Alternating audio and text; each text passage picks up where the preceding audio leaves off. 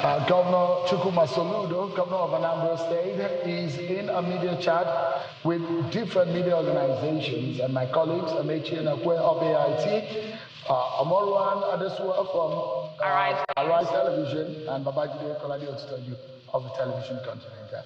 Thank you so much. Let's begin again and in a rather faster manner because we've lost some time. Yeah.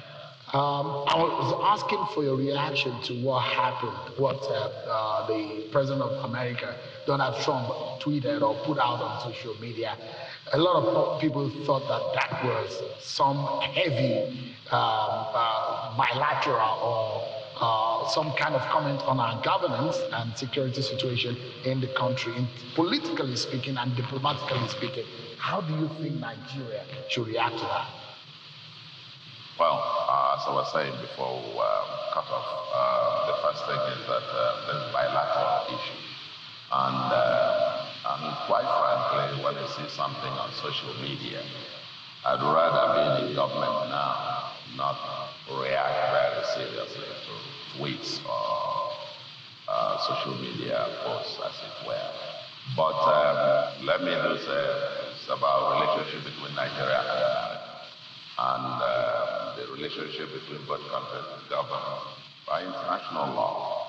And I'm not quite sure what will be the basis of American intervention and so on and so forth. As the policeman come and enforce what and so on. Yeah, certainly, if Nigeria requests, it will be a request for any assistance or military or whatever if we deem it necessary, request for their technology, hardware, soft power to deal with anything, insurgents and banditry and so on and so forth. So be it. But it's within Nigeria's scope. I'm not quite sure anybody would.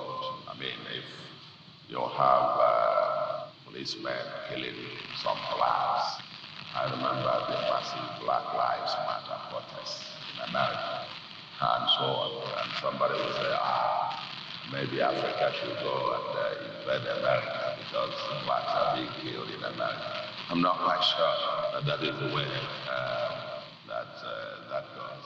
I think there is cause for deeper conversation. It must end in conversation. There will air their views, and I'm sure the federal government of Nigeria will be able to respond very robustly on behalf of Nigeria. Nigeria is such a big country as well. I'm pretty convinced that Nigeria is doing quite a whole lot to safeguard their lives and property. And like I said before, this conversation about banditry and killings and so on requires deeper national conversation and introspection. In this part of the world, Eastern Bloc, where 90-something% Christians, and the insurgents that were first here and around the southeast, it's Christians and Christians. It's the people in the bushes and so on, killing, kidnapping others. They are called Christians, some bear the names Christian, Emmanuel, Peter, James, John, and so on and so on. So it's much wider than this categorization of Christian, Muslim, but I mean, I'm always an optimist. Nigeria, as I always see, as half glass full. Nigeria will overcome, and in this conversation, whatever that is, it will end in conversation. Under international law. Let's begin with this Anambra conversation. You are being in the saddle for over 40 months. You made promises. You told the people of Anambra State that you are the man who came with solution. The question they will be asking is that Charles Soludo is asking for a return. Why should they return you? Why do you deserve a re-election back into office? Do you think that you are better than the lot? What do you have to say to your solution agenda? Have you delivered? Thank you very much, Shane, for this. And yes, I ran on a plan. And that plan was captured in my manifesto. And that manifesto, by the way, derived essentially from the Anambra Vision 2017. We crafted a 50-year development plan, and I happened to chair the drafting of that plan. And our manifesto, Soludo Solution, a People's Manifesto for a Greater Anambra, derived from that. And this administration happened to be the very first government laying the foundation towards the accomplishment of Vision 2017. Now, I could reel out what we have done, but ultimately it is the people.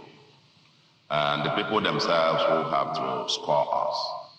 And if by what we see on the streets and markets and everywhere all over the state, and by what is historically new revolution that is happening in Anambra today, in terms of the people taking over campaign funding and doing everything by themselves for us, it's testimonials as we go on, going on campaigns through the 21 local governments. We don't have the politicians in the usual way coming to tell them it's all over. It's the testimonials from the ordinary people, from the keke drivers who ply the roads, from the Okada riders, from the market women whose children now go to school free of charge and have free antenatal, free delivery, and so on and so forth. But let me summarize. We came with a plan, very intentional, to turn Anambra, intentionally create Anambra to become a destination point rather than a departure lounge, a preferred destination to live, invest, work, learn, relax, and enjoy. Well, I'm glad you guys went to the fun city, the relaxation and enjoyment part, and many more. And we encapsulated this agenda based on 5 key pillars. 1, security, law, and order. The second is infrastructure and economic transformation. The third, human capital and social agenda. The fourth is reinventing the way government works. And the fifth is our environment, having a planned, sustainable environment. And environment is our #1 existential threat. Flooding and gully erosion. We're the gully erosion capital of Africa, if not the world. Now, on each of these pillars, we have simultaneously pursued them. Security, law, and order, we have, I don't need to say it, we've gone through rounds, and the fact that now, the summary of it is that on this campaign 4 years ago, nobody could walk around in Anambra with party uniforms or, branded vehicles and so on. Nobody, even with the state government moving with us then, my predecessor, we could not step foot in Ihiala local government. Nobody could. Today, we had a massive rally in Ihiala, and that was, rather than a rally, it was like a celebration of the liberation of Ihiala local government. And so also 7 other local governments that were totally under siege when we came. Eliminated over 60 criminal camps of these criminals, who might describe as just criminals, who say they are agitating for something. It turns out they are kidnappers and just common criminals.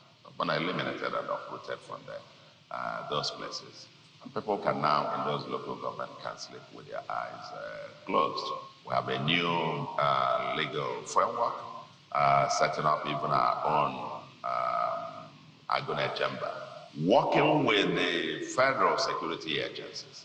These guys have done an admirable job, and I think I can go on, and I will come back to those in a moment. The second pillar, infrastructure and economic transformation. That's what we've accomplished in the last 3.5 years, we're told by the records. No government, even in 8 years, has done so in this state.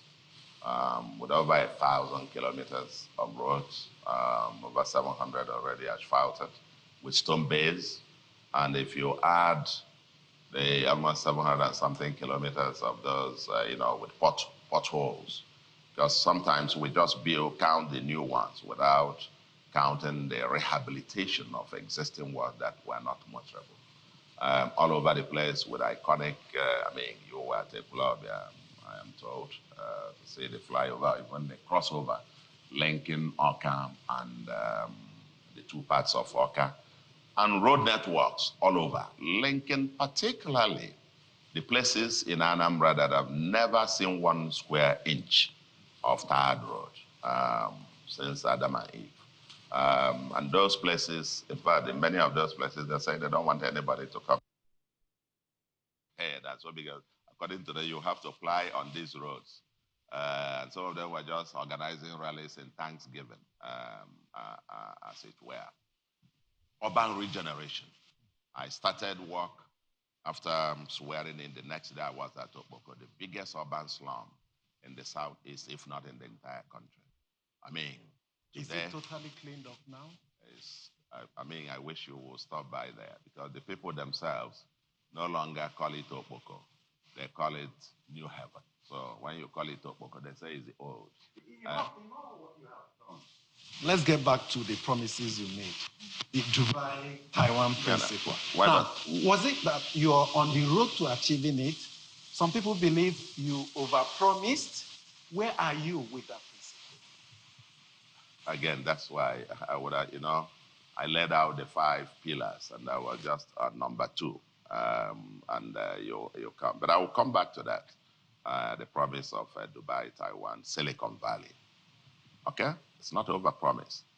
We are mightily on course, and even in many cases we've gone over. And I will give you an illustration when I come to the 3rd pillar now. On infrastructure, like I said, there are foundations to building a new society. And there are foundations in terms of infrastructure. First of all, law and order. It has to be the first order. Without it, nothing would happen.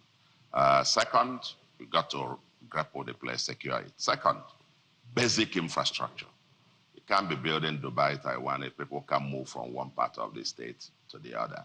That's given. So that we declared a state of emergency on infrastructure. And Anambra became one large construction site, still one large construction site. Urban regeneration agenda. Water schemes. You couldn't have Dubai, Taiwan when people can't drink water. No. I mean, 5 major urban water schemes, 95 semi-urban water schemes now running, and so on. We have a new electricity law and our Electricity Regulatory Commission, and a new architecture in that regard is on the way. And then 17 new housing estates, massive construction going on everywhere. And then, of course, Silicon Valley, new Silicon Valley, which is an old government house, 13-point-something hectares of land. The first iconic building will be commissioned pretty very soon. We've trained over 90,000 youths on digital skills and so on. Our youth empowerment and development strategy, like no other.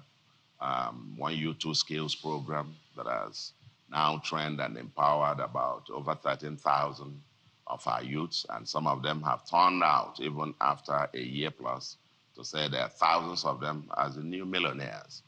One of them that spoke when the president came said he has 25 employees working for him, and so on and so forth in that regard.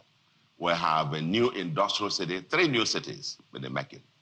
The new Oka, the Greater Niger, which is what we'll call the extension, the next Onitsha, as it were, but it's not called Onitsha. Sensitive because the land doesn't belong to Onitsha. So the next one, and our mixed industrial city, all those now in the making. Now the 3rd one, and that may bring you, the 3rd one, human capital and social agenda. And this links to Dubai, Taiwan. You know, when people talk Dubai, Taiwan, this is a view that I had in 2006. I presented a paper at the Anambra Professionals, League of Anambra Professionals National Conference. And it's published in a booklet, Envisioning Anambra as the African Dubai, Taiwan, Silicon Valley, 2006. I was governor of Central Bank. And I thought, given what Anambra and all its potentials, that's its future, okay? And you think about Dubai, Taiwan, the Dubai component is not the skyscrapers. People think Dubai are skyscrapers. Dubai happened to be an idea founded on the resource base of the place. And they decided intentionally to create Dubai first as a logistics hub, logistics commercial hub, which Anambra is primed to become super. We have the largest market in West Africa. You have a potentially navigable water, the River Niger, and so on. Anambra could become the super hub, commercial logistics hub.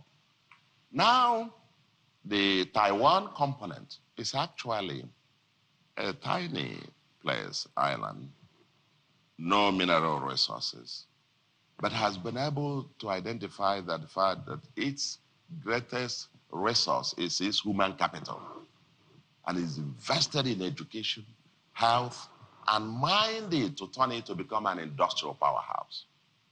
Okay? That's the vision we have for Anambra. And I will tell you in this regard, just two illustrations, health and education, in over the last 3 years. We came, I'll take education, where we were. And we saw that the public education system was totally abandoned, neglected for decades, okay? If you see the pictures and the videos, because we made videos and pictures of our public schools, primary, secondary, their state. I don't know, let me not comment because I'm on national television here, but we made an intentional decision to rescue and revamp our public school system, okay? And that investment, in fact, several prominent people told me it was not possible. You couldn't do that because the public sector cannot manage and all of that. I said, that's a product of public education, primary, secondary, university. And we must go back to reinvent it. They said it's not possible. Today, and we came with a social agenda because in that regard, to actually craft a policy on education. And our policy was intended what we call from the womb to productive adulthood. That's our social agenda in terms of human capital. From when the child is in the womb, we give the mother free antenatal, free delivery, including cesarean operations. Over 180,000 women have benefited from this. Over 500 cesarean operations free of charge. We take care of you with zero mortality. Now, when the child is born, from kindergarten through primary, through secondary, SS3, free education. And then when you finish, you get into the university. By the way, we're also investing heavily in our tertiary institutions as well as the primary, secondary, especially the public sector. Why still subsidizing mission schools? We have thousands of our teachers deployed to mission schools and so on and so on, which is a significant chunk of our educational sector. But with intentional desire to rebuild the public education system, as happens everywhere in the world. Now, when that child finishes secondary school, goes to a university, we'll give them bursary. When he graduates, either from secondary school or from the university, he doesn't have a job, we'll move you into our 1U2 skills program, where you get scalable skills, and then we give you seed capital to start off a productive life. And this model, this policy, in 3 years today, of course, with smart schools all over the place now, the last President's Award for schools in Nigeria, the Minister of Education spoke to me, congratulating me. And Anambra Public School was adjudged the best overall school in Nigeria today. That wasn't the case. Anambra came home with 9 presidential prizes, including Airbus. 6 of the 9 went to public schools. In fact, last year, 2024, the best overall administrator of schools in Nigeria happened to be an administrator of an Anambra public school.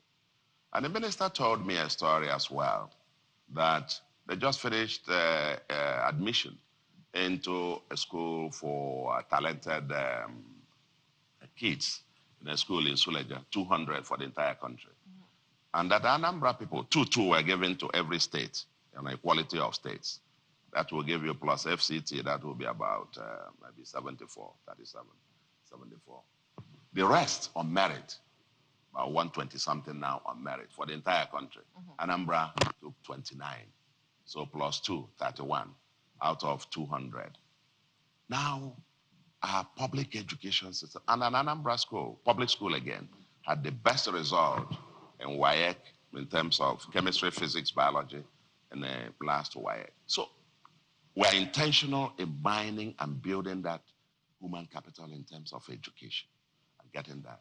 With our free education, enrollment in public secondary schools has gone up by 47%, primary school almost 30%, with the lowest out-of-school children rate in the country at 2.9% by UNESCO.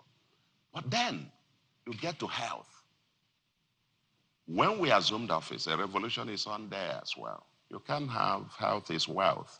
You can't build the Taiwan in terms of human capital without being intentional about health. 326 primary health centers were done, equipped. We started with, of course, with education. There is no school, no education without teachers. We recruited 8,115 teachers. That's the first thing we did in the first 9 months. And posted them, recruited competitively from across 18 states in Nigeria. Because the interest of the Anambra child is to be taught by the best teacher in the world. Not by non-citizens? Yes. Or non-indigenous? Non-indigenous, yes, from 18 states. We don't care where you come from. We want our children to be taught by the best teacher in the world, not by the incompetent one from his village. And that's a focus. And no wonder the children from our public schools are now, becoming national. Your Excellency. But let me finish up on this, on the health bit. Because I don't want you to, in one fell swoop, finish all the areas in one question, because all of these segments, my colleague from Adesua has a question now. Thank you very much, Mr. Governor. Definitely all you have done in one term cannot fit into 2-hour media chat. And as a professor, we know you would like to expatiate. But I would like to speak on your campaign, if you can just deviate a bit before coming back to the 4th and 5th pillar that you have highlighted. You have campaigned, some people say, most vigorously. And despite being an incumbent, you've crisscrossed the states, the 21 local governments, you've interacted with communities. But there are those who say you're using the power of incumbency, you are buying crowds, you are renting crowds. And as an incumbent, why that strategy to campaign so vigorously? Is it because you feel threatened, or is this just to connect with the community and, of course, the response to those who say you've been buying the crowds? Well, specifically that you are vote buying, you're buying votes. Desire to reward party structures, those who come out to vote. Not those who come out to vote. Let me clarify this. Let me be clear. In Anambra here, Anambra is Apuga land. Is an Apuga fortress. No matter how you slice and dice it. 2021, when it was dicey, I was running the first time. By 2 p.m., I had not voted. That was the first time we tried BVAS statewide. And by 2 p.m., I had not voted. I granted an interview. And I told them, I think your channel and some others interviewed me. You haven't voted. And I said I was confident that even if only 100 people voted in Anambra, I was still going to win landslide. And I did. This time, it's a moonslide. it's a moonslide. You said so. Now, we don't take any vote for granted. We don't take the people for granted. Let me tell you, I said this at the beginning. The people, something new is happening in Anambra. 2 of my friends said that what is happening in Anambra needs to be studied. Because it's new in the country, it's new in Anambra, certainly in Anambra, where communities themselves are organizing the rallies without me giving them a dime. They say you staged it. Well, your party staged that. Well, wait now. Have you ever seen our rallies? Tomorrow, I will take you around before you leave. I'll take you into any of the markets or we'll do a street walk. Okay? And it's not, that's why I say people say it needs to be studied.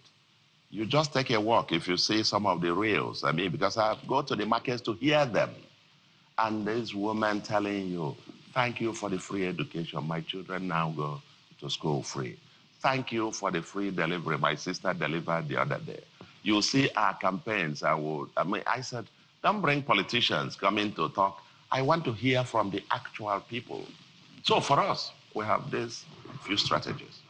Number one is that the Southeast has the lowest participation rate. Voter apathy. We have the smallest number of registered voters. And when it comes to participation, we also have the lowest percentage ever.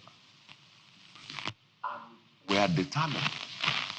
You see voting thing after 100 and something thousand votes, 200 and something thousand votes. I would say we are determined to change this dynamic. This is democracy. If you don't participate, you don't get it. Now, what I said then, that if only 100 voted, we will still win. Now, it's even more so. I think you said it's no longer land. It's now moon slide. But we're still not taking anything for granted. We're going to every village. They are inviting us as we speak now. In fact, my chief of staff was there. We couldn't. Communities that are lining up to want to donate, we can't even, there's no time. They want to organize rallies. They want you to come and have rally for them, their place. We don't have the time. We have been going around. Okay, after a while I say, okay, every community now, local government. Oh, now we also want to contribute to the campaign. I said, but I can't come. There are dozens of communities still lining up. In fact, for them, those who want to donate, what we've done is on 2 occasions now to organize 1 hour. I will just come and stand.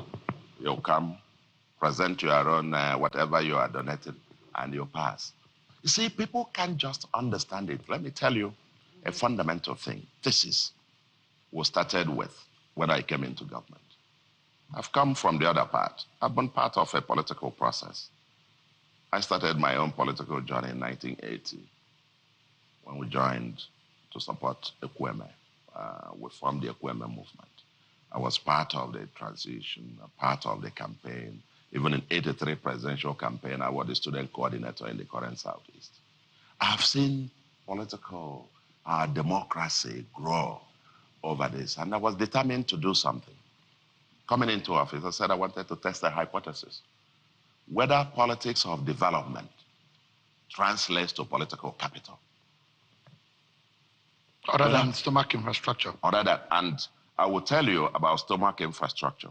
What we've given to the people, part of it, giving them governance that they have not seen before, infrastructure, their school system, their health care delivery. Or if I finish up on that, when I came, the percentage of patients that patronize public hospitals, public health system, was 20 to 22%, varied. Now it's 74% in 3 years. Nothing short of a revolution. Okay? The people are deriving value. And there in return, I go to the markets. This is what they tell us. And so when the people flood out, we want to be part of it. I go and you see Keke people. You see a woman. The day I commissioned some roads in Onitsha, one bus driver was struggling to reach me, and the security wouldn't let him. I said, no, let him come. He came, he put his hand in his pocket and brought out everything in his pocket. Said he had vowed that any day he saw me, he was going to give, and I opened my arm. Some 20 naira, some 50 naira, some 100 naira notes. He said that ever since we finished, he named some roads that we did, that he used to go to mechanic every week, that he hasn't been to mechanic in months, that he was going to. This is the testimonial we're getting all over the country. And now stomach infrastructure, I tell you, does development, giving people value, translate to political capital? I think the first test of it that I've seen, and I don't even know how this thing, I was asking my people, how did this donation start? Who were the first people to donate it? And they were trying to, 2 days ago, we were debating who were the first people to do that publicly, whether it was that guy or the people in the market, or the market women who contributed something to give us. But stomach infrastructure, Shehu, we were very intentional in what we call productive stomach infrastructure. Okay? It's not the bit of going to appoint 2,000 political appointees who have nothing to do and paying them salary. I felt it was better if I used that resource, employ 8,115 teachers. Okay? They have value to add in the system. They go home happy. To distribute 2.6 million seedlings, improved seedlings of palm and coconut, to over 140,000 households. And the economics is that any household that has 10 to 15 of such, once they start fruiting, will be permanently out of poverty. To distribute that, we're targeting sustainable, productive stomach infrastructure. Where you have... Because she asked a question, and that's what is resonating out there. The 1 million per what you promise for the legislative by-election. I'm coming now. I'm coming. Is it coming from where the money? Is it from donation? Is it from state coffers? What the people are? But do you even realize that that is vote buying by law? No. Wait now. That's the way I like that. That's the way. Say, would you realize? Let's clarify that matter. I talked to you about. I was coming to it anyway, but now that you've drawn my attention, I think you want us to go on the back. I come back to it. What we said to our people, I talked about this voter apathy. What we're contesting, not against, like I said, there are opponents, but there's no opposition. We're contesting against ourselves. We don't need to buy in. These are communities that are contributing money to give to us. We're going to give them money. That's ridiculous to talk about vote buying. Let me tell you, what we're trying to give our people is an incentive, okay? Our party structures, not the public, that if you vote, you'll get it. No. It is the party structures that will say, listen, ideally, you need to pay them to go knocking on doors, have canvassers, your party men, your party structure. You incentivize them in whatever way, everywhere in the world that happens, okay? You have staffs who go on campaigning with their own cars, they're fueling, they're whatever. And we're saying, listen, it's not enough to say we are winning. It's not enough. We will win, okay? If the votes count, if the votes are counted, whether you hold it in the midnight or anytime, we'll win landslide. That's not the issue. But can we actually begin to motivate this guy? Don't just go and say, there are 500 registered voters, we won, we had 100, the others have 2 and 1, so we won. Okay, out of that, that's 100 is still just 20%. Why is Southeast stuck at 20%, 18%, 15%, and so on? So we are motivating party structures to say, go walk the extra mile. Ideally, we should pay you beforehand, but we're not going to pay you. But if you now work extra hard and mobilize voters and go to the polls, we might be able, almost by way of reimbursing your expenses, which is allowed by the law, by the way. Now, So it's not to the voters. No, it's not to the voters.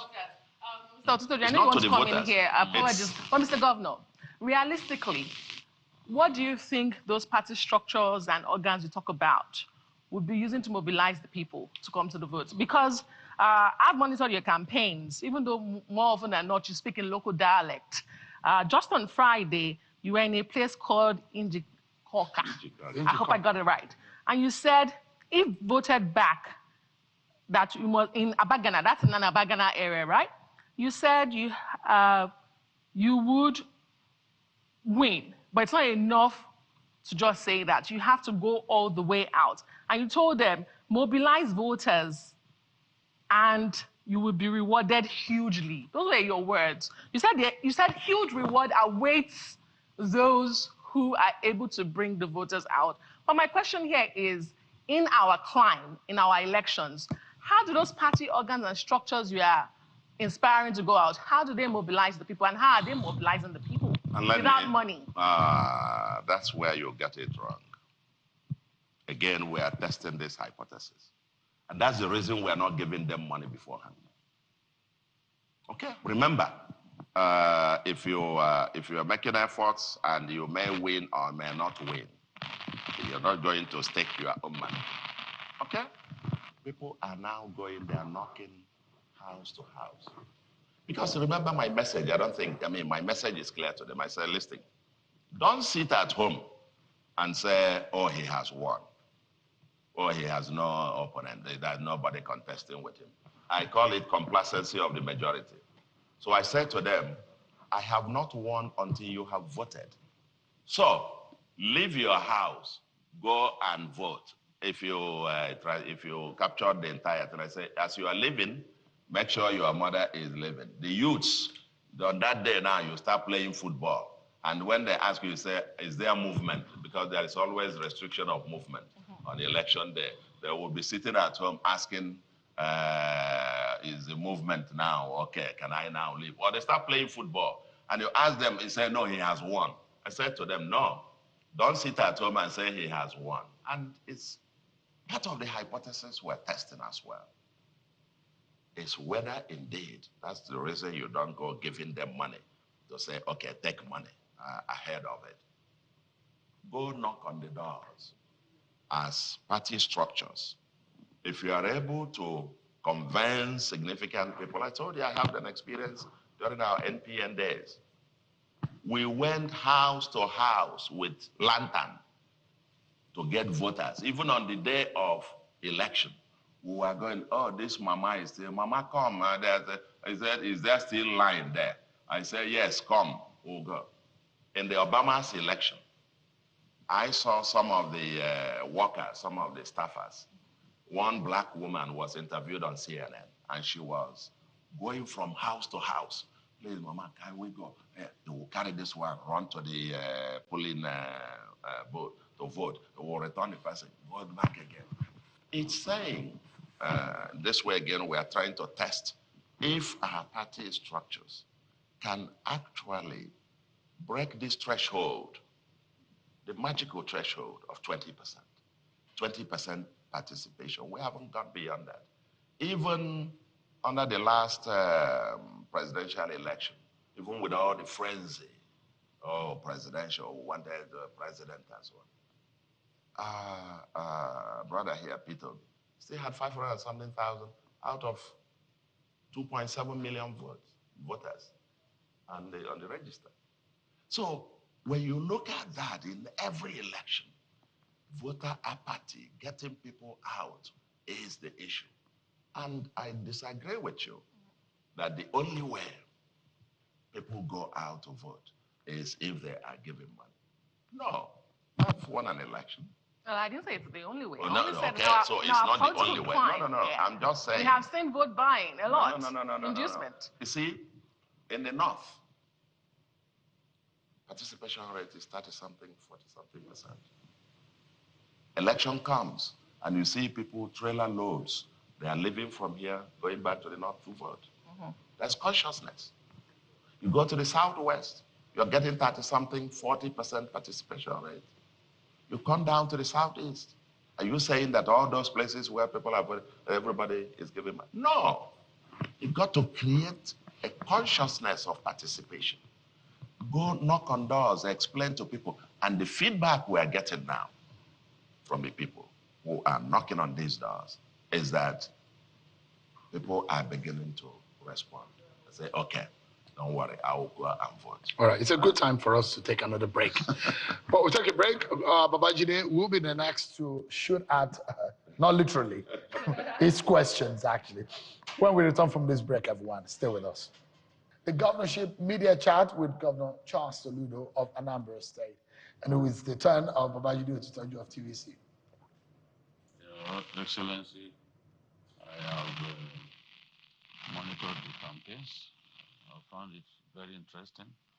Sometimes dispositions of politicians show, but we cannot expect that at a time like this. I want to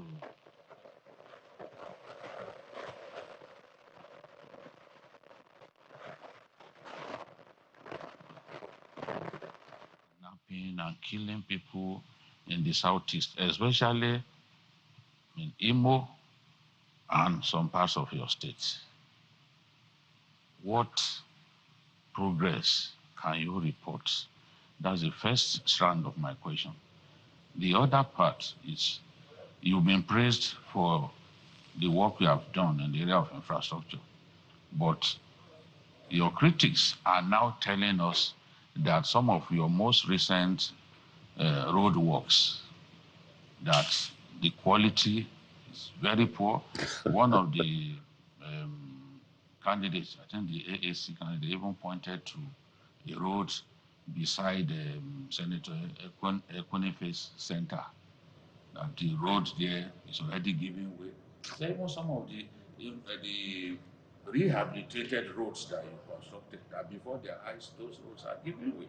And finally, they accuse you of overtaxing businesses, as if you want to kill the small and medium scale enterprises. How do you respond to this? So 3 questions: security,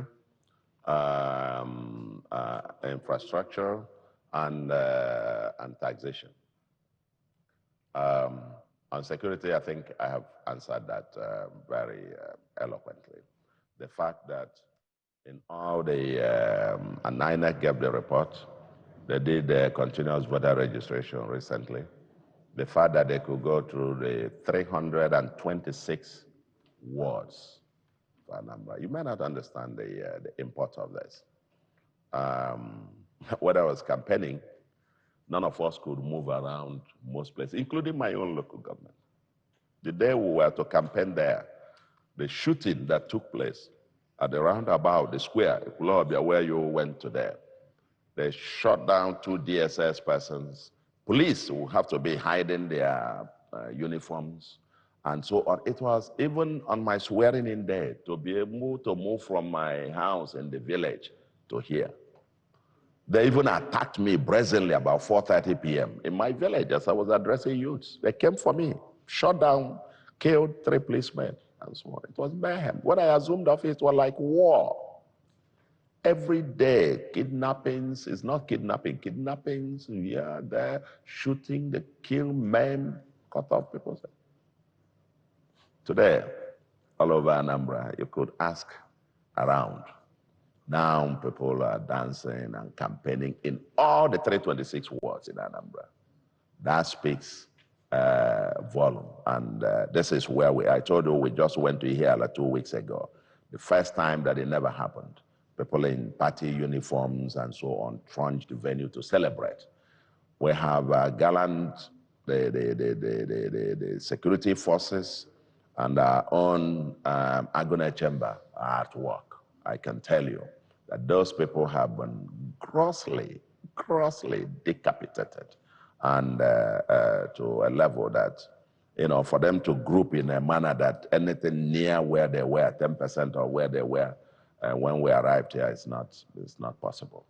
So, and we aren't done yet.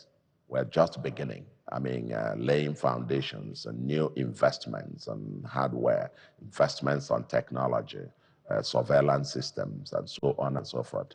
And we'll continue to push. A new law is in place. And it's not just the kinetic approach. We're also having huge social reformation. That's why you find out the dreadful and dreaded native doctors are on the run, and we're trying to reorient our people that the only values that are acceptable here happen to be that of enterprise, hard work, and integrity. It's not to make money through magical means and so on. So there is a social reorientation going on. On the road thing, several of these things, I see them and the social people go, photo, go and take anywhere. Some of them they get and you said, because when I say that, I forward it to my people and they go and send, I said, that's not true, that's not here. It's probably something they got somewhere else. Listen, the quality of roads that we're constructing in Anambra now, even some contractors that were there before, with stone-based soft cement stabilization before asphalt. We've never seen that before. We stand to be contradicted in terms of quality. Because for me, there's no point doing so thing that will be washed off. And some as well, I must admit, sometimes we push the contractors too hard, that they go and lay asphalt, and then there is a heavy downpour the next day. Of course, asphalt and rain cannot coexist, but they go back immediately to rectify and wait, as it were. On taxation, that's very funny.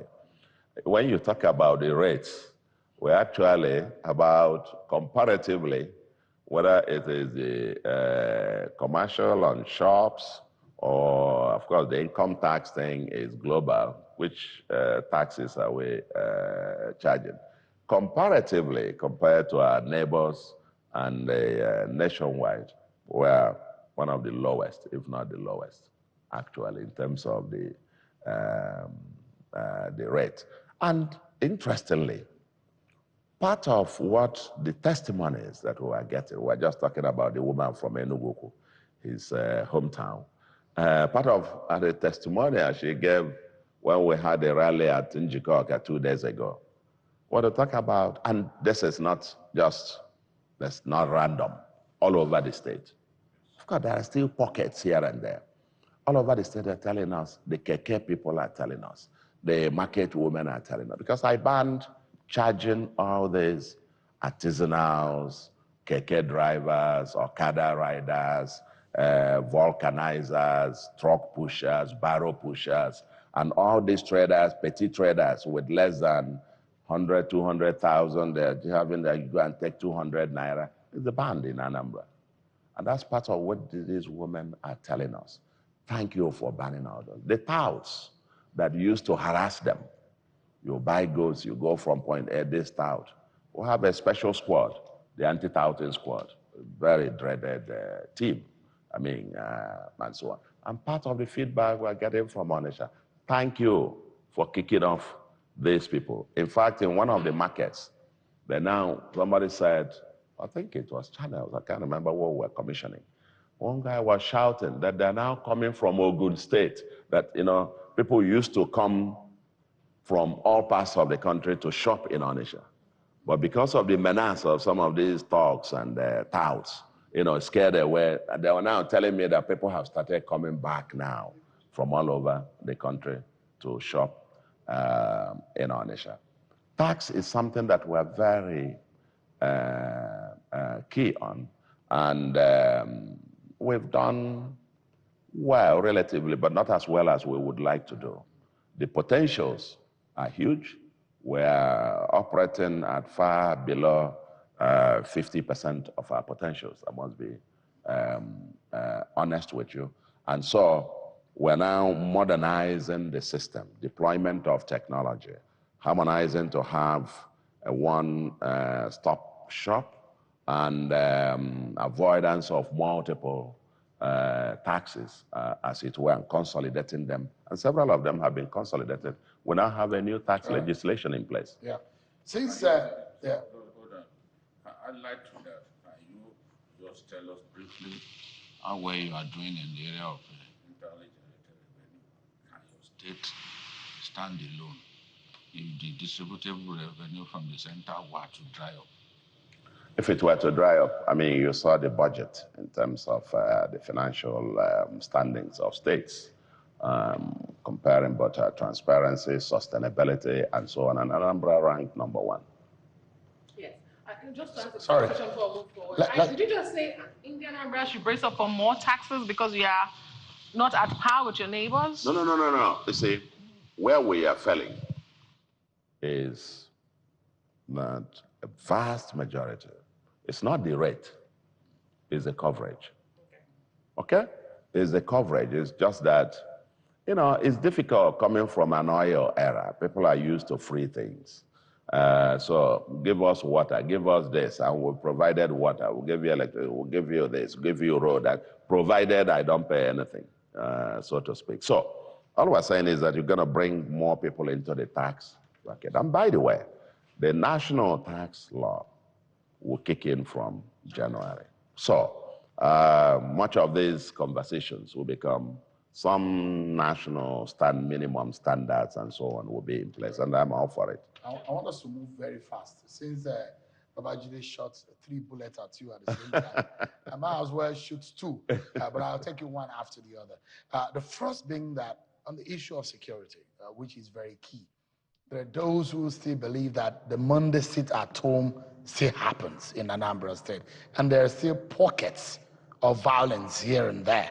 Kidnappings happened a few days ago in a certain local government area, and we're at the airport. One of those persons were asking us what exactly is going on.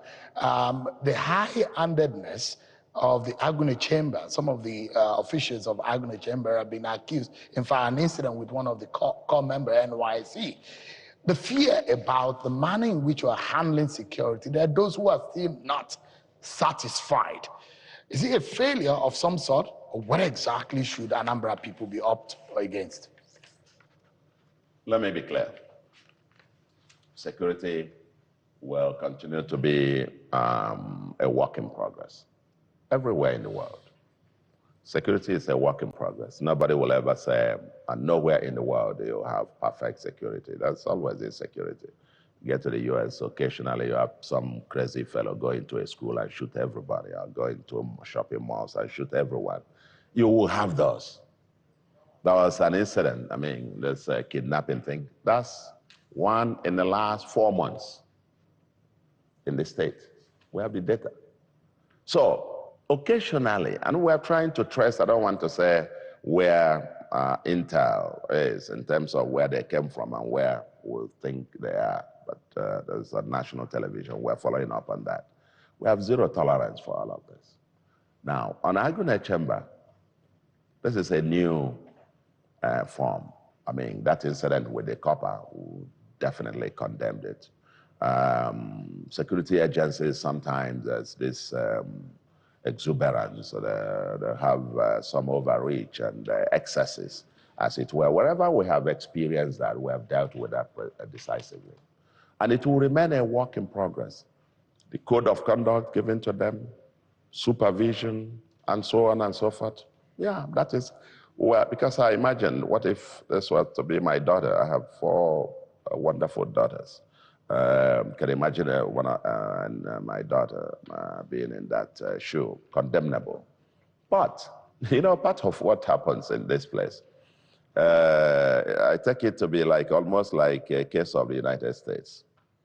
Whenever you have this, any of these extreme police brutality, everybody in the world, and people are in the streets protesting, the Black Lives Matter thing, you will almost get the impression that if you go to the US, you know, bullets are flying all over your head, especially in this era of social media. You have 4 months incident-free, 4 months, nobody reports that. It's when there is this one thing, they say, okay. But remember where we're coming from. Now, Monday sit at home. Anybody sitting at home in Anambra is doing so at his own, you know, voluntarily. He just decides to sit at home. Because, don't forget, you know, we have a proverb here that when a particular aberration lasts for like a year, it becomes culture. People sat at home out of fear, continued, and they adjusted their lifestyle and their schedule. Okay? They adjusted to it. So some began even to fix meetings and the day for sports and so on to be Monday rather than Saturday or Sunday. So, and you're telling them the market is open. Everywhere is secured. I say, but we now use it to do sports. I say, sure. Come here in Oka. You know, the other Monday, there was this Nnamdi Kanu's thing that was supposed to be, you know, shut down everywhere. That's the day we had one of our biggest rallies. My second, hold on. No, I didn't fire. So my second, just a moment. Yeah. So the second question, the other one was security. The other one is actually the campaign that's getting messy. Okay. And this is with you and your former ABGA colleague, Senator Uche Ekunife. And whether or not your own professorial title has now been called to question. You, first of all, you shot the first bullet at fake certificates. Now, where did you get your own, where did you acquire or earn your professorial chair? Who gave it to you? She said, it's probably a departmental award that you got, that we should rather call you Dr. Soludo, not Professor Soludo. Have you earned it? Did you earn it? When? How? Isn't it very funny indeed? Actually, very funny. But let me get back to, it wouldn't distract me from the substance, because we'll get back to the substance. The substance, and I come back to this, what is meant to be a funny one about becoming a professor. I have grandchildren who are professors now, the people I taught, and one of whom is a vice chancellor, some of my students. Let me answer your question, and I come around to what is the substance of it. I've not only been professor here, I've been professor also in America, okay? At Swarthmore College, one of the elite, best universities in the US. And I met the qualifications to be a professor at 34. I was ultimately then promoted at 38 at the University of Nigeria.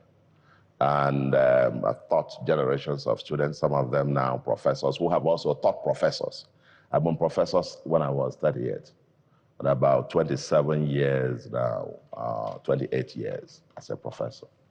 And I have been all over the world as such. I crisscrossed the world as an itinerant scholar and consultant, been to Cambridge, been to Oxford, been to Warwick, professor at Swarthmore in the US, consulted for about 21 international organizations, any global financial or development institution that is of stature, I've consulted for them. Okay? Before I was headhunted to come to the federal government to become Chief Economic Advisor, later Head of National Planning, and Governor of Central Bank. My credentials are there. You can go and Google it, set it up. So for the records, we said this. But let me come down to what the issue is. You see, no matter how you try to want to change the subject, okay? See, I have read out mine, and I can get you my letter of promotion as professor at the University of Nigeria, the one and the only University of Nigeria, not anywhere else. That's why let me also say, it's the same university where I made a first-class honors and won departmental faculty prizes. It's the same university where I had my master's, had the best master's thesis. It's the same university I got my PhD and won Vice Chancellor's Award for the PhD. And got promoted, almost 2 promotions ever on record. So we're not talking about, and I also went through secondary school when we used to grade people, and I made distinction grade, the best that could be made.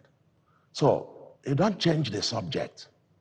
What we just said was, okay, if you're applying for a job, you have to submit your qualifications and experience. That's the first one. And to apply to want to be elected as governor of a state, you fill out INEC form, INEC forms. That is a section to fill out your qualifications, academic, section for primary, secondary, tertiary. And you are given a long list to fill out with the dates. Now, somebody who is applying for a job, you go, the first candidate there, his principal, her principal, goes on and fills first school living certificate, second one, GCE, and attaches result. And the result is English F9, Maths F9, Economics F9, this one P8, this one. Now I will ask you a question, and I'll come down before I put a question to you, Eshengu. The other one is the deputy, fills her own. Primary, first school living certificate, secondary, GCE, attaches certificate. And in that certificate, there's only 4 subjects, not 4 credits, 4 subjects only, which makes her ineligible even for university admission. Okay?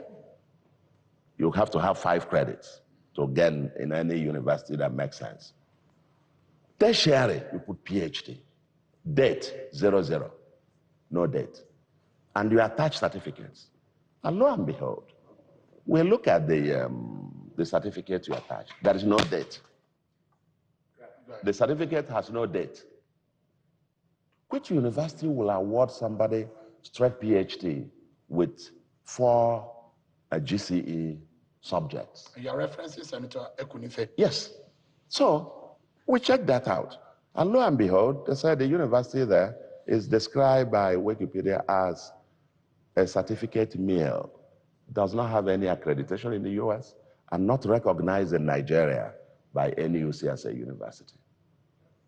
And so we say, you see, if you were to advertise, you want to employ the head of management, the head of administration in channels, and 16 candidates apply, and they are supposed to pair up the first one and the second.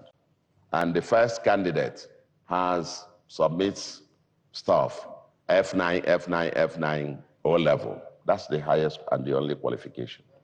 The second one has 4 O-level subjects with a PhD that is. Will you invite those people for interview? Well, they have become successful persons in politics, in business, elsewhere. Well, that's what I'm coming down to. I'm saying we are talking about qualifications to hold office. Okay? You see, the challenge with this country, because you haven't answered my question, you just avoided the question. I'm sure in AIT, you are not going to hire, even invite such persons for interview to head your administration. The problem, yes, the challenge, he ran away from it. Yeah, he ran away, he avoided. Because, you see, part of the challenge of this country is that we've come down so low in our public discourse that the persons you cannot hire to manage your private company is the person you promote to run the affairs of millions of people. Now, this person who has F9, and that is why it's consequential. He was on TVC interview the other day.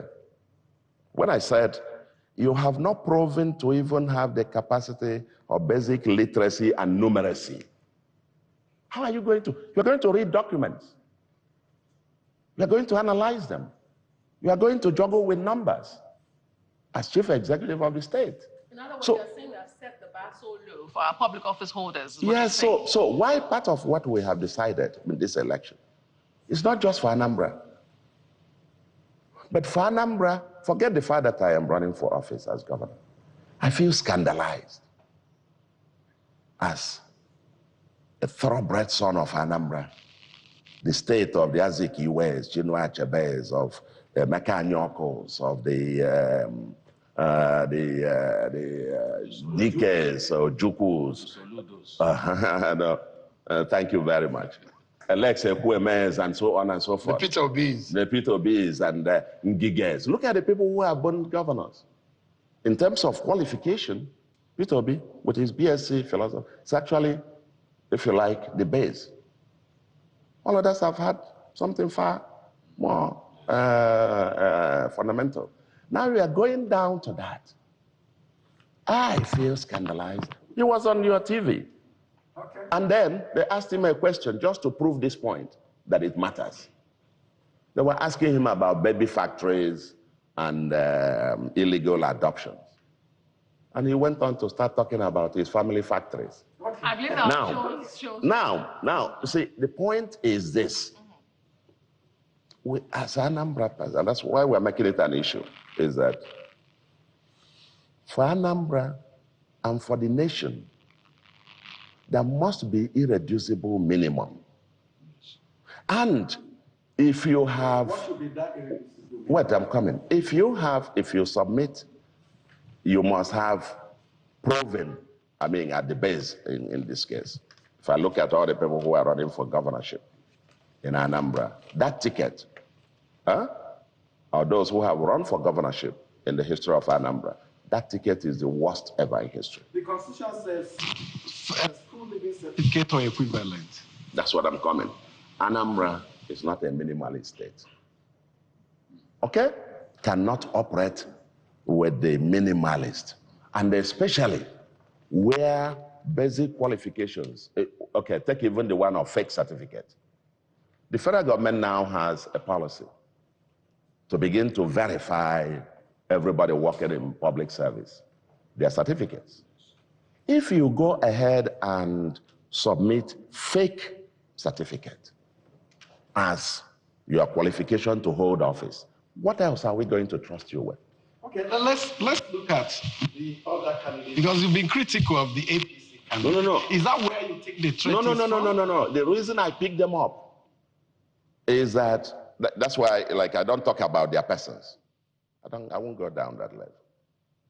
But the qualifications to hold office is the very first thing. Just like I asked the question, if you are hiring your manager of your company, and they submit F9, would you bring the person for interview? Or you sure somebody submits PhD with GCE, submits a PhD certificate, that there is no even date on the certificate. No date. How much does the ABGA, the Labour Party candidate? Because I've not heard you talk about him. Let me tell you. Because I've seen P2B campaign with him, and the P2B factor, some may say, is still strong in Anambra State. Whom you've been very critical of. Thank you very much. I wouldn't talk about, let me tell you, if the APC candidate did not submit those kind of scandalous certificates, I wouldn't talk about any one of them. Because it's not worth talking about. Nobody has presented a manifesto, nobody. I don't see, like I said it, we have opponents, but we have no opposition. And that's why I don't waste my time talking about non-issue. So, next week, Saturday, we'll go to the polls and we'll see who is where. The people will decide. So I wouldn't start talking about labor. You haven't even talked. There are 15 others. The only reason I picked on this one is, and I haven't even mentioned APC or any political party by name. I just picked, when I saw this, and I said, no, something is wrong. For public discourse, this is consequential. This is the first and most important issue in an election. And after this election, I'm governor, I'm out of governor, we must take the issue of basic qualifications and experience seriously.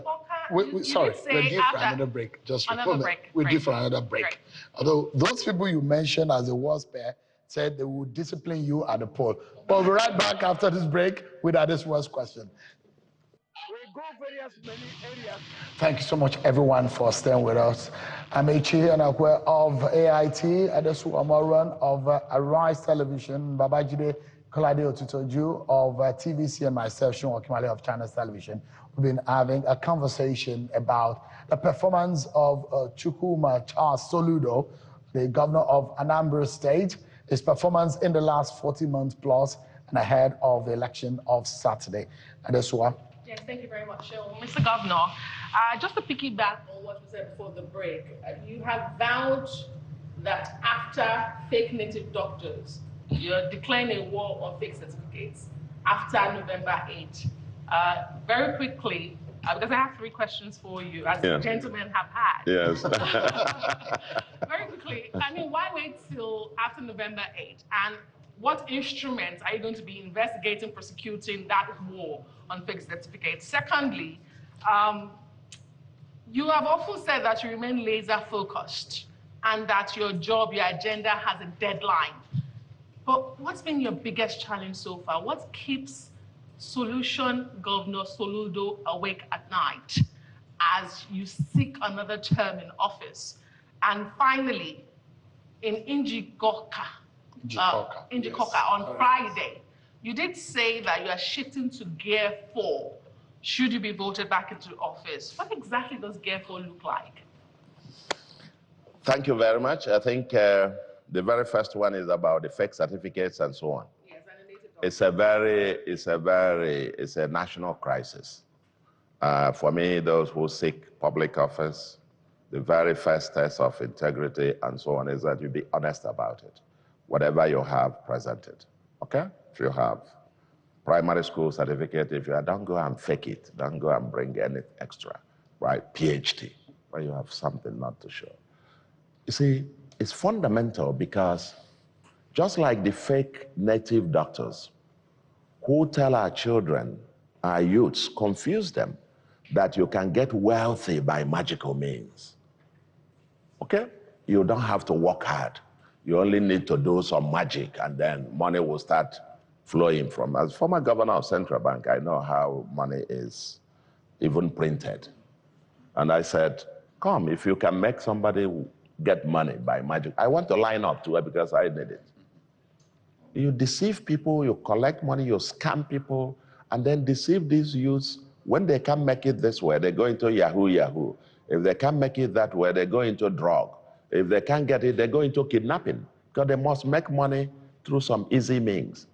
In other words, any structure that discourages hard work, that says you don't have to work hard, actually is at the heart of what ails Nigeria.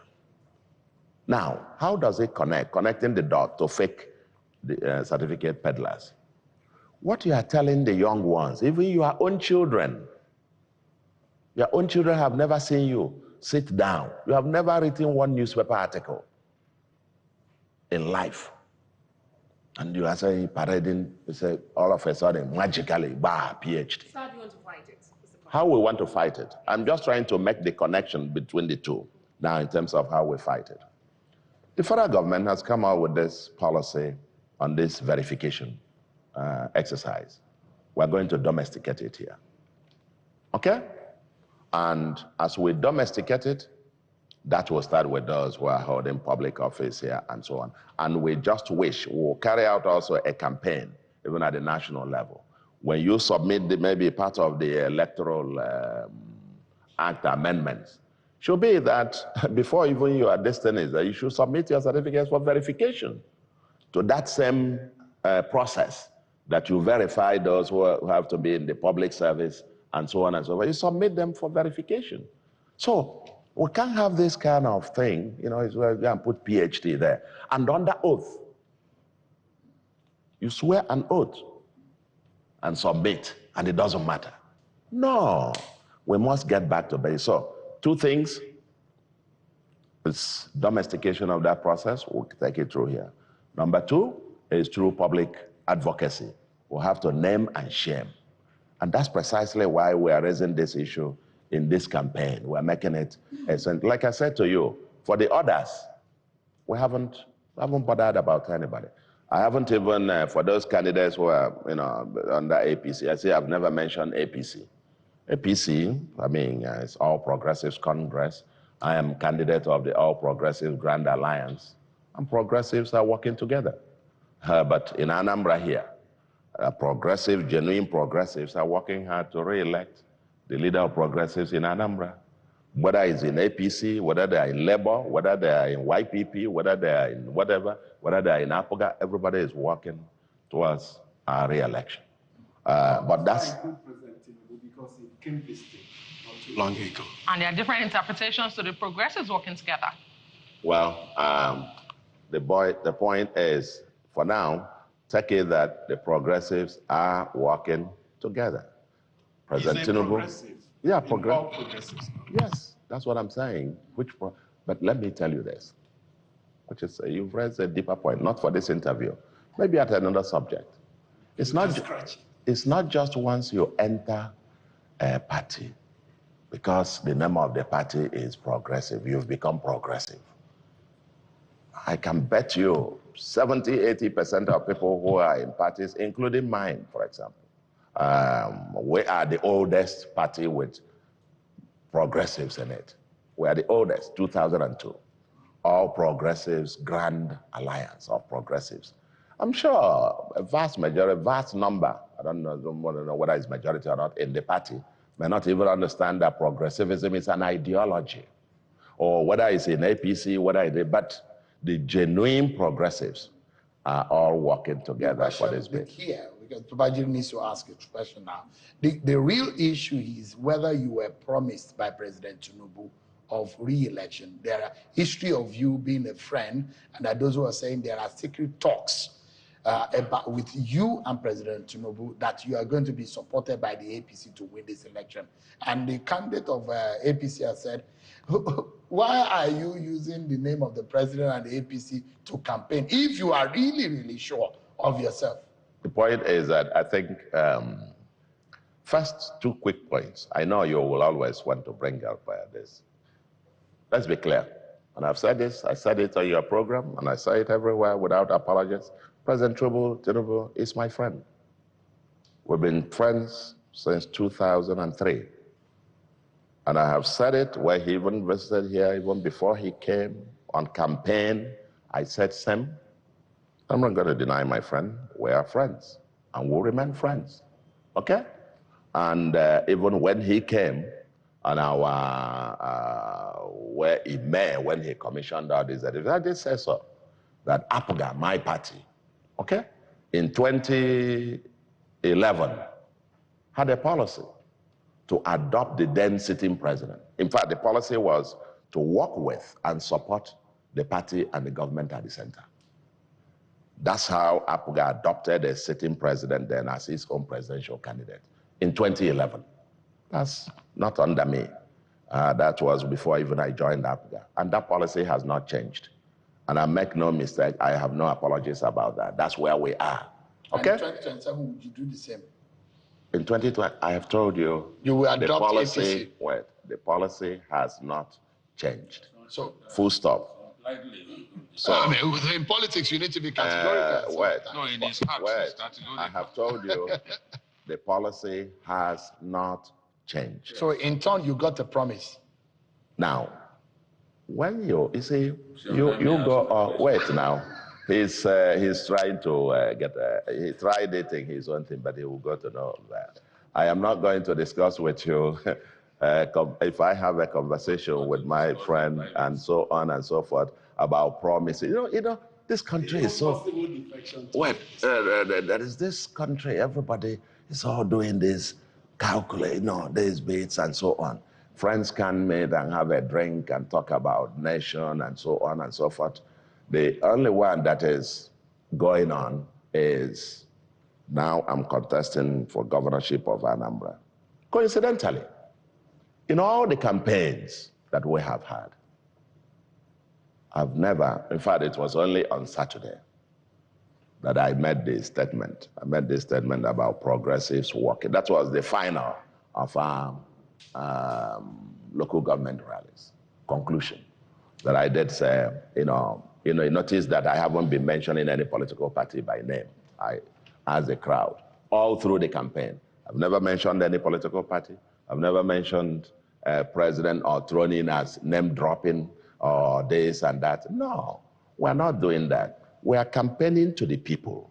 We are going knocking on every door, on every market, on the streets, and so on, to earn every vote, even though there are opponents and no opposition. But we're still fighting as if we are the underdog to unknown opponents. Sorry, Babajide needs to comment. So my questions have not been answered. Okay. What does Gear 4 look like? Because you promised them on Friday in Indigoka, should you return. What does Gear 4 look like if the Anambra people, Indian Anambra, as we call them, give you their votes?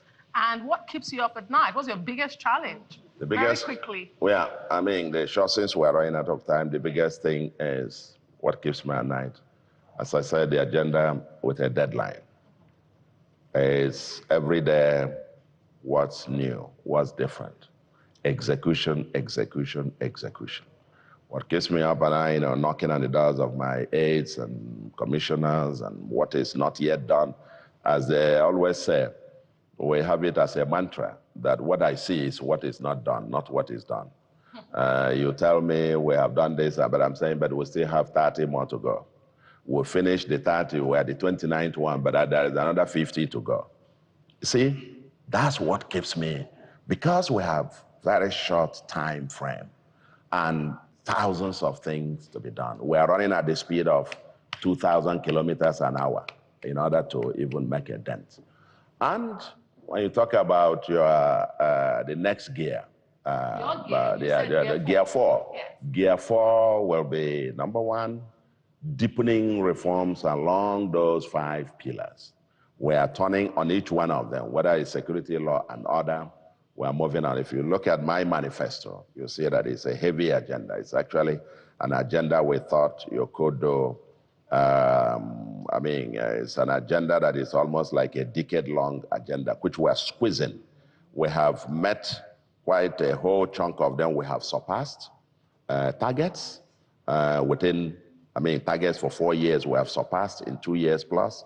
Some were not yet there, and some new ones that have come. For example, on the 5 pillars, security, law, and the other, we have to deepen those, as I've mentioned before, surveillance technology, and deepening the kinetic and non-kinetic.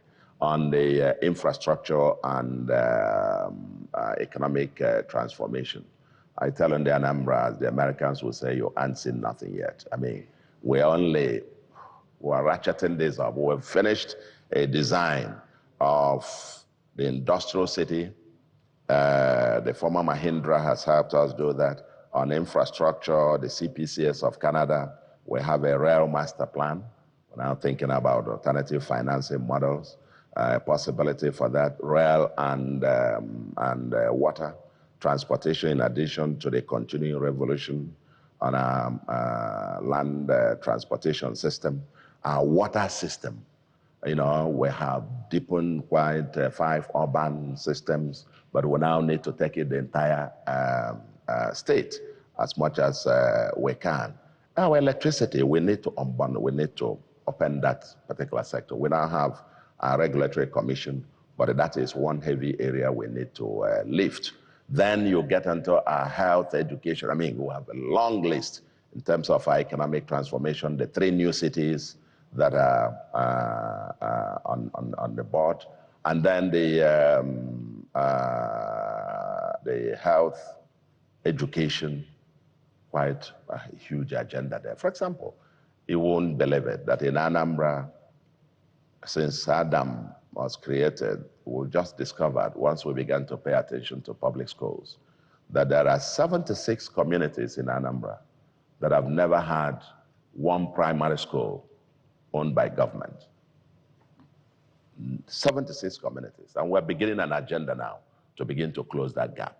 And we'll begin massive construction. We're taking the first 20 before the end of this year, awarding contracts on those to begin, and so on and so forth. On health, we have a huge agenda. In education, there is a new, just to complete the ecosystem, supply of manpower, new University of Education is in the pipeline, tertiary circuit in terms of the health sector. We've built a world-class trauma center at the teaching hospital. We're now connecting the dots with regards to the supply of personnel and continuing to refine that particular sector. Your Excellency, we're totally getting out of time. Babajide, your question. Well, we seem to have clearly run out of time now. But I want you to briefly talk about Anambra's fiscal strength. You talk about plans for different projects. You can't do this without the solvency to go with it. At what stage did you meet the internally generated revenue situation of the state, and where are you currently? We met at about 1.5 billion, 1.6 billion a month.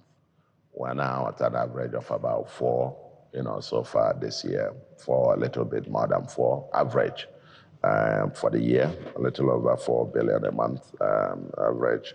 But that's still a far cry from where we need to be relative to our potentials. Let me be clear. Our agenda is huge. The major thing that has driven us all through this while is our mantra of doing more with less.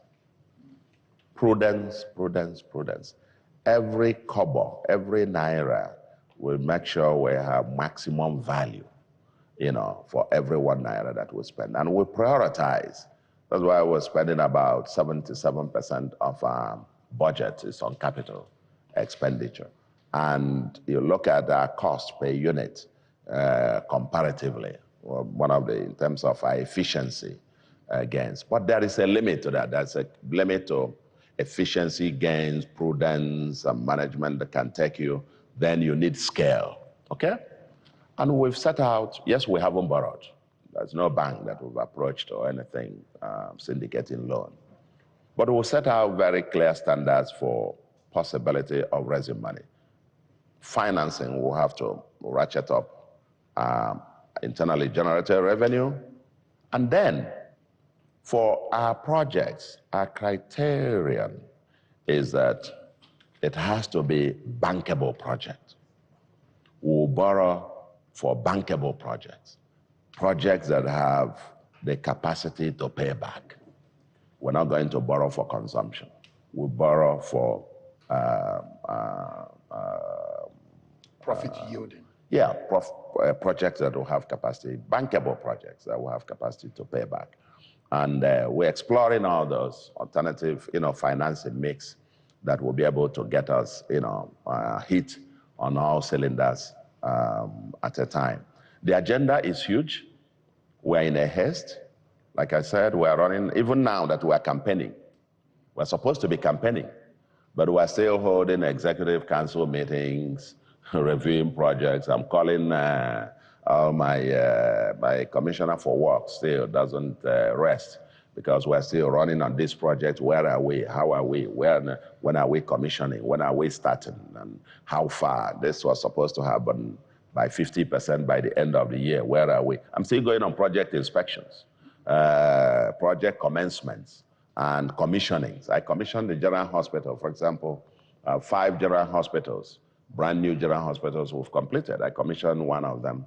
And coincidentally, all the 5 in the North Senatorial Zone, none in my own zone. That's a zone that doesn't have, most neglected zone, the North Senatorial Zone. So we are firing on all cylinders because, like I said, this agenda has a deadline. Prof, we need to fire down because the cylinder is totally out of gas and meaning that have 20 minutes. I'm checking the time. From my own time, less than 5 minutes. No. You took our 15 minutes. We started by 7:15. But go on. My question to you, really, is you're going to be a litmus test in the hands of the new INEC chairman. Are you confident about how the process will turn, especially under the new INEC leadership? Let me be clear. I always, like I said, I always see Nigeria as half full. I'm a diehard optimist, despite all our challenges. People have criticized INEC in the past, but I have always started based on my own experience. Based on my own experience. I stand every time to say that our electoral system has been getting better and better and better. Anambra was the first state that they tried statewide use of beavers in 2021. As I said, I stood there from 10:45 and I voted by 5:20 p.m. And I was still confident that the system would deliver. And the system delivered the will of the people. Now, we have a new leadership there. I am confident. This will be the first outing of the new leadership. And I want to believe that they themselves must be determined that this first outing, that there is a saying that you don't have a second chance to create a first impression. I am convinced that the INEC is itself preparing, and as usual here in Anambra, since I became governor, all the elections that have been done here have been credible, clear, transparent, and I'm sure I am confident it's going to be repeated. Yes, there are some people, some of the candidates who say their own is to go, they have written results, that they already have result sheets. They are going to try to bring it in. They will wreak violence and do orders and do whatever. Well, we are waiting. It has never worked here in Anambra. But we are not taking anything for granted. But we are determined as APGA. For us, we stand for free, fair, transparent, credible election. One man, one vote. Let the people vote, count the votes, announce the results. And we have undertaken on our own to mobilize, to support INEC, to make sure that this outing is going to be its very best.